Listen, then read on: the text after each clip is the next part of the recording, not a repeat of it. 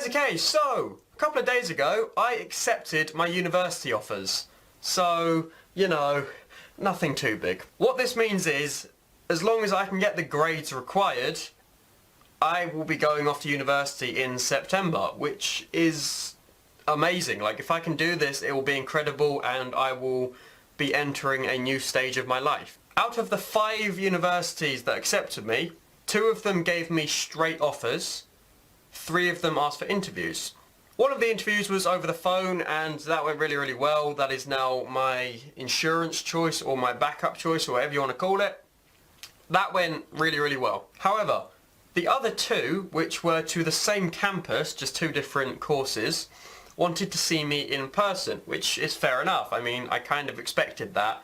It's not too much to ask for someone to come and see you. I went to go for an interview for the editing and post-production course I had applied to. This was the only one which wasn't like film and TV production. It was just based on editing, so it's a very specific course. I went to go and see the guy and the interview started off pretty well. I mean, like I was explaining why I was interested in the whole editing side. I was explaining what motivated me, why I like doing it. Then I showed him a show reel, which I don't have a lot of work outside of YouTube which I can show people. I mean, I have things I have worked on, but they're not as visually impressive as, say, oh, I don't know, $200 million budget A-list movie. I mean, yeah, I don't have YouTube videos which have racked up millions of views because they're like sci-fi stories. I mean, I'd love to be able to create a video like that. That would be incredible. My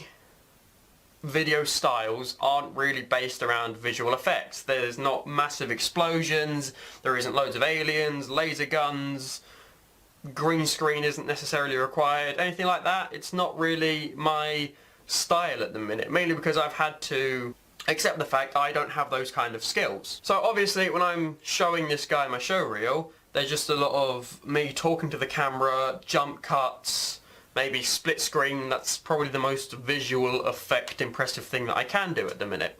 But this guy asked me, what kind of software do you use to edit your videos? And I don't shy away from the fact I use something called Camtasia Studios, which isn't very well recognised amongst the editing softwares. It's not your Adobe Premiere Pro, your Final Cut Pro, your Sony Vegas. It's none of the big ones. And he then started saying to me, if you tell people that you edit in Camtasia, they're going to laugh at you. It's not really used in the big industry. I then explained to him, I can't use Premiere Pro, Final Cut Pro, Sony Vegas because I don't have sufficient funds to be able to do that month on end. So he then says to me, why not use something called Lightworks? It's a free software. They edited The King's Speech on it, which is a movie with Colin Firth in it. I recommend you go and see it. It's quite a good film. It's been out for a couple of years. I mean, if you haven't seen it, then you're probably not that interested. However, it's a free software.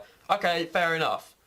I've checked it out in the past and it's crap. Yeah, it's free. Yeah, it has, I don't know, it's globally known for that, but it's crap. You need like a login to use it, you need to have a username. Apparently I've already used it in the past, so I can't log in. I don't know what username I would have used.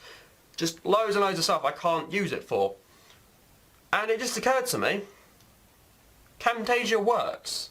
It has a timeline, it has a preview window, it has somewhere you can access your source material. Why can't I use that?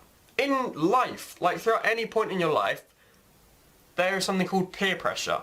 And that is where, say, a lot of people are doing something. Say, if a lot of your friends are smoking, you then want to smoke to fit in. I'm not saying go and smoke. I personally don't do it. I think it's a waste of money and it's just a health issue. But let's use that as an example. A lot of your friends smoke, so you want to smoke to fit in. That is peer pressure. But why should I then be peer pressured into using a software which everyone knows because it's well known? Why can't I use Camtasia? It might not be as well recognised as, say, Adobe Premiere Pro, but it still does a similar thing. Like, you can upload videos, you can cut things, you can stitch things together, you can layer things, you can edit audio separately from video. So then why do I have to pay like 15 quid a month to use Adobe?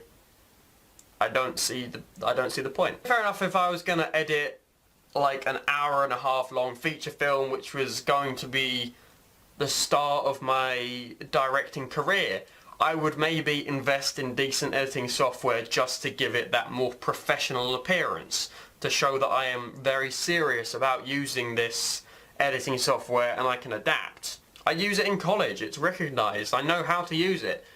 Doesn't mean that I'm going to choose to use it over something which I got for free. I mean, you normally have to pay for a Camtasia subscription, like it's a one-off thing of like 200 quid. I got a free copy, so I'm not going to turn that down. I started off using Windows Movie Maker to edit my videos. A lot of the well-known YouTubers who are probably nominated for Streamy Awards have used things like Premiere Pro, Sony Vegas, blah blah blah blah blah blah.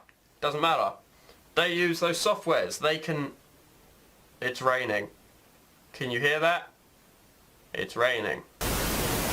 Welcome to England! It rains all the time, even when it's supposed to be sunny. The point I'm trying to make is, why should I feel like I have to follow the crowd? I don't want to be part of the crowd if it means me having to spend £20 a month to use this software, which I only use probably 4 days out of the month. The point I'm trying to make is, I don't want to give in to the peer pressure. I am pretty happy using the editing software I do have. I don't see why people then have to judge me because I use software. I create content, I'm happy with it, I upload it to the internet. I don't do it for anyone else's benefit other than my own. Maybe if people like my videos, that's a good plus side of it, but I don't do it for them, I do it for me. I get a good feeling out of making videos, so I'm gonna do what I feel is right. Thank you so much for watching. Please comment, subscribe, like for this video. If you want to check out more of my content, then my channel is down below. Go check it out. My Twitter and my Twitch and stuff is down there. Just because I don't really ever promote it, I don't think I ever have promoted it, I will also put my Instagram on the screen now. That's my Instagram, at GeorgeHilton7. Go check that out. And yeah, I mean, check out my Twitter and my Twitch. I haven't streamed on Twitch in a while, but I'll probably look at doing it sometime in the future. But yeah, thank you so much for watching. I will see you whenever, and goodbye.